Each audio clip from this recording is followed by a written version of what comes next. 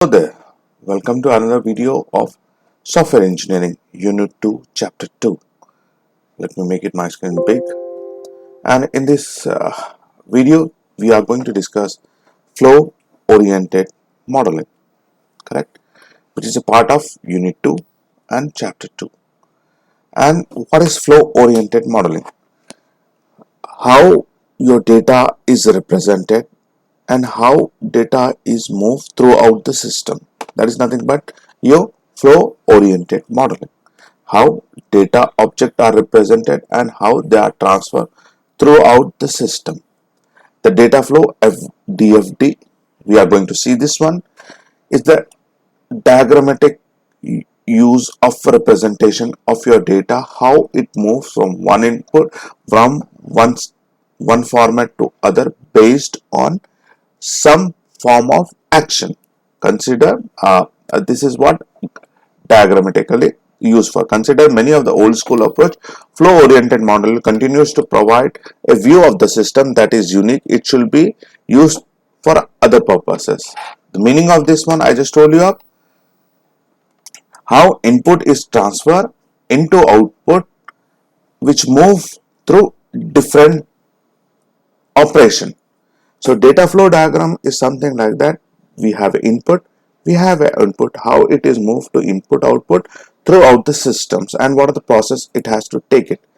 Process specification describe data flow process, how the process is being going to take on at the lowest level of refinement. Control flow diagram illustrate how affect controlling mean behavior of the system throughout the use of state diagram, how the behavior of the system will be there.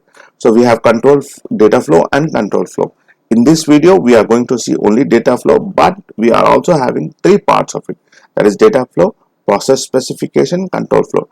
Data flow, how your input is transferred to the output, and process specification, how process is been done at the lowest level. Control flow, how the system behave on this one, correct? These are the three parts of it. And as I told you, overall objective of that, how the data is moved from input to output, correct? Now the flow diagram, there are something, correct? As I told you, we have got input, there is a computer system which give you an output, correct? And we are going to see how things are going to represent it. The first part is the different representation of modeling. This is external entity, this is a process, this is a data flow, and this is a store. There are this four, if I say 1, 2, 3 and 4 options. One is external entity, second one is a process, third one is a data flow, fourth one is a data store. And external entity is nothing but from where the data has started. Example, a person, device, a sensor. Example, computer based system. Data must always originate from somewhere and must always be sent something. So from where the data has started, we call it as external entity. And data has to be transferred, change input to output. This is nothing but your process, correct? And it is represented in the form of circle. Determination, area, format. Data must all be processed in some way to achieve something. In order to achieve something, it has to get processed. Data flow means flow of information is represented with the arrow. If it is going this way, it is going forward. If it is going this way, it is going backward, correct? Data should be followed. Look, we have got base, height, we have been processing here, that is area of a triangle, we get area, correct? So data has to be followed. And then there is something called store, which represented with two parallel lines. Data has to be stored. So we have got an example which is given here. We have got a sensor, we have got a report, we look into the sensor data, then that data has to be moved to that sensor data which is already stored. That type the location where it is, that sensor number based on this one, then we have to represent the location. So data has to be stored. So one is this is something where a data starting point, and this is process, this is flow, and this is store, correct? Then data flow diagram guidelines. All icon must be labeled with meaningful meaning. Yes, they have to give a name that represents something involved throughout the number of the data flow involves through the number of levels. There are number of levels. We are going to see in next slides. Always begins with zero level. We have got started from zero level, different levels. Always show external entity at zero level, because we are showing the abstract level. We have to show some external level.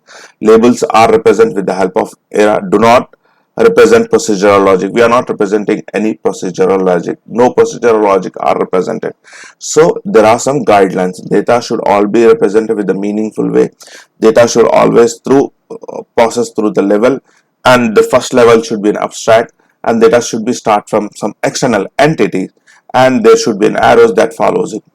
So data flow diagram is divided into three parts. If I say it, DFD is divided into two parts, 0, 1, 2. We'll see this one. Okay. Zero level, it is also known as context diagram, is designed to abstract view. Abstract. What do you mean by abstraction? It's top level.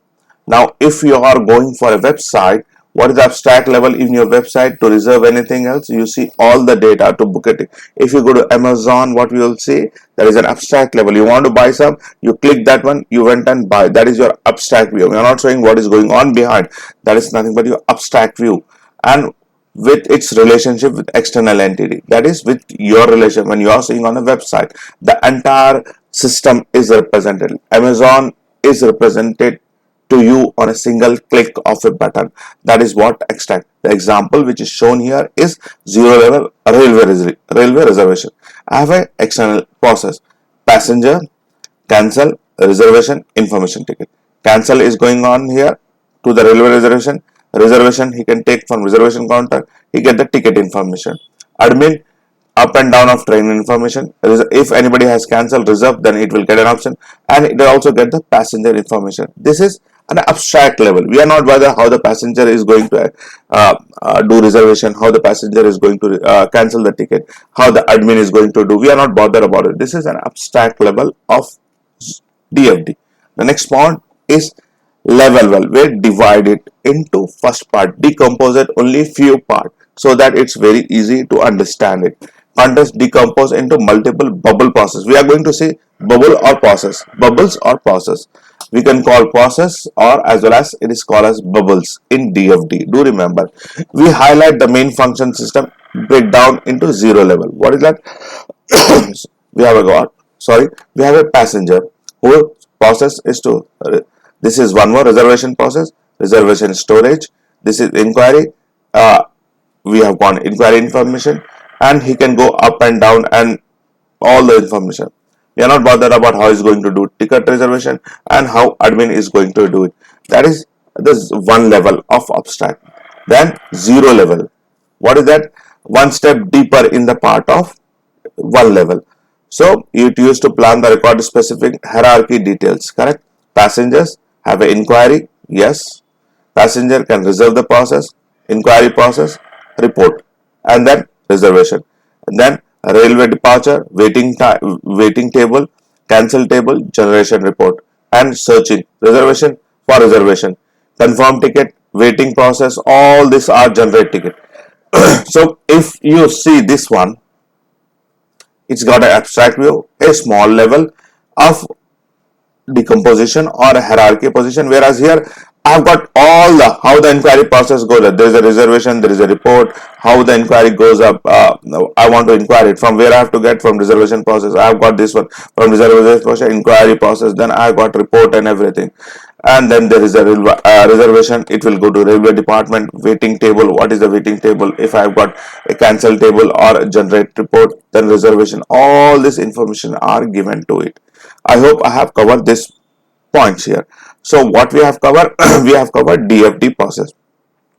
DFD process has four parts, that is external entities, process, data flow, data storage, and other part. Correct?